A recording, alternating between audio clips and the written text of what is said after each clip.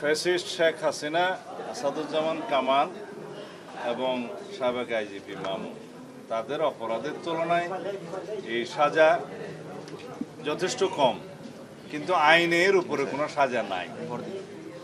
সেজন্য মাননীয় বিচারকগণ সর্বোচ্চ সাজা হিসাবে একটি অপরাধে আমৃত্যু কারাদণ্ড দিয়েছে শেখ হাসিনার, আর একটি অপরাধে মৃত্যুদণ্ড, এবং অন্যান্য অপরাধগুলো বিবেচনায় নিয়ে তাদের সম্পত্তি বাজেয়াপ্ত। আসাদুজ্জামান কামালের মৃত্যুদণ্ড এবং আইজিপি মামুনের বিচার কার্যে সহযোগিতার জন্য তার সাজা কমিয়ে দেওয়া হয়েছে।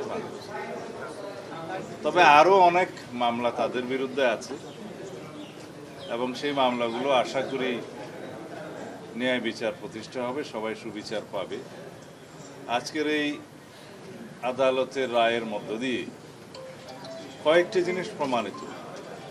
ফ্যাসিস্ট স্বৈরাচার যত শক্তিশালী হোক, যত দীর্ঘদিনই রাষ্ট্র ক্ষমতা অবৈধভাবে পরিচালিত করুক, ক্ষমতা ভোগ করুক, তারা একদিন না একদিন আদালতের কাঠগড়ায় তাদের দাঁড়াতেই হবে।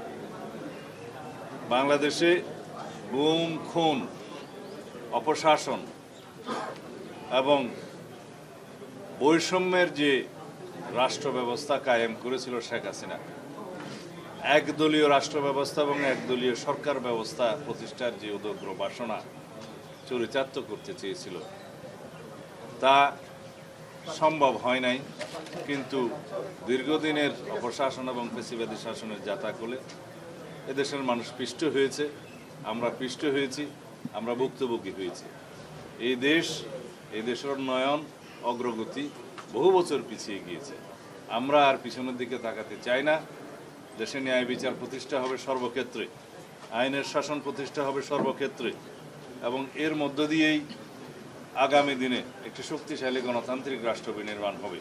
এটাই হবে আগামীর বাংলাদেশ, এবং আমরা অবশ্যই সেই বাংলাদেশ প্রতিষ্ঠার জন্য প্রতিশ্রুতিবদ্ধ, অঙ্গীকারাবদ্ধ।